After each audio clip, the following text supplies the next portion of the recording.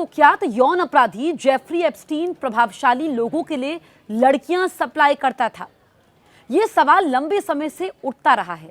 अब एफबीआई और अमेरिकी न्याय विभाग के दस्तावेजों की समीक्षा के बाद सामने आई जानकारी इस बहस को नया मोड़ देती है। जांच एजेंसियों ने एप्स्टीन के बैंक रिकॉर्ड खंगाले और उसके बाद जो ईमेल देखे, उसके घरों की तलाशी ली और पीड़ितों से सालों तक पूछताछ की। इन सब के बावजूद उन्हें ऐसा ठोस सबूत नहीं मिला जिससे साबित हो सके कि वो शक्तिशाली लोगों के लिए कोई संगठित सेक्स ट्रैफिकिंग नेटवर्क चला रहा था। जांच में यह जरूर सामने आया कि एप्स्टीन नाबालिग लड़कियों का यौन शोषण करता था। न्यूयॉर्क, फ्लोरिडा और वर्जिन आइलैंड्स स्थित घरों से जब्त वीडियो और तस्वीरों में किसी और व्यक्ति की संलिप्तता या पीड़ितों के साथ दुर्व्यवहार के सबूत नहीं मिले।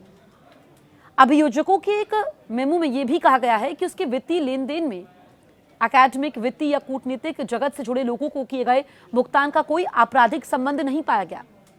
एक पीड़िता ने सार्वजनिक रूप से आरोप लगाया था कि एप्स्टीन उसे अपने अमीर दोस्तों को उधार देता था, लेकिन जांच एजेंसियां इस दावे की पुष्टि नहीं कर सकी और अन्य पीड़ितों ने भी ऐसा आरोप नहीं लगाया। कुछ आरोपों में अन्य लोगों के शामिल होने की बात जरूर सामने आई, लेकिन सबूतों की कमी के कारण संघीय स्तर पर मामला दर्ज नहीं हो सका और इन्हें स्थानीय एजेंसियों को भेज दिया गया। ये जांच 2005 में शुरू हुई थी, जब 14 साल की एक लड़की के परिवार ने फ्लोरिडा में शिकायत दर्ज करवाई। पुलिस ने कम से कम 35 लड़कियों की पहचान की जिन्होंने बताया कि एप्स्टीन उन्हें यौन प्रकृति की मालिश के लिए पैसे देता था। बाद में 2019 में उसकी गिरफ्तारी हुई, लेकिन 1 महीने बाद उसने जेल में कथित रूप से आत्महत्या कर ली। उसकी सहयोगी गिस्लेन मैक्सवेल को 2021 में दोषी ठहराया गया और वो 20 साल की सजा काट रही है। हालांकि दस्तावेजों की समीक्षा अभी जारी है, लाखों पन्नों का विश्लेषण बाकी है। इसीलिए यह संभावना बनी हुई है कि आगे नई जानकारी सामने आए। फिलहाल जो रिकॉर्ड उपलब्ध है ये दिखाते हैं कि जांच एजेंसियों को एप्स्टीन के व्यक्तिगत अपराधों के सबूत तो मिले, लेकिन कथित हाई प्रोफाइल नेटवर्क को साबित करने के लिए पर्याप्त प्रमाण नहीं मिले। लेकिन जो चौंकाने वाली जानकारियां सामने आई, जिसको लेकर के हड़कंप मचा, कई रसूखदार लोगों को सफाई देनी पड़ी।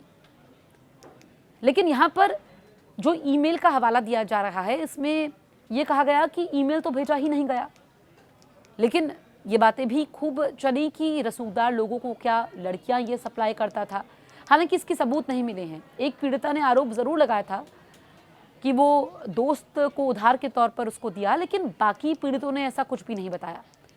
अब आप देखिए कि जिस तरीके से ये कारनामा सामने आया और एप्स्टीन जो कि यौन प्रकृति की मालिश के लिए पैसे देता था, उस पर यह आरोप लगे। बाद में 2019 में उसकी गिरफ्तारी होती है।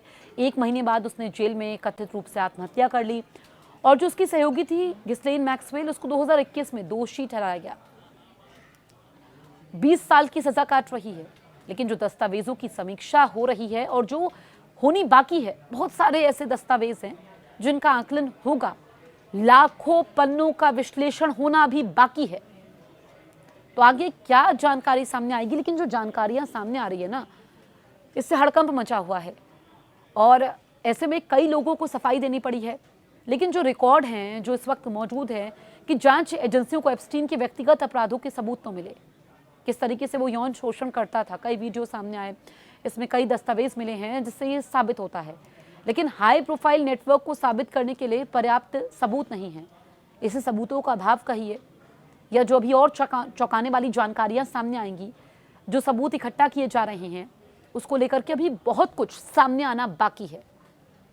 आप इस बारे में क्या सोचते हैं? आपके क्या विचार है एप्स्टीन फाइल्स को लेकर के और जो खुलासे हो रहे हैं और इसमें जो पूरे नेटवर्क की बात कही जा रही है? आप हमें कमेंट करके ज़रूर बताएं।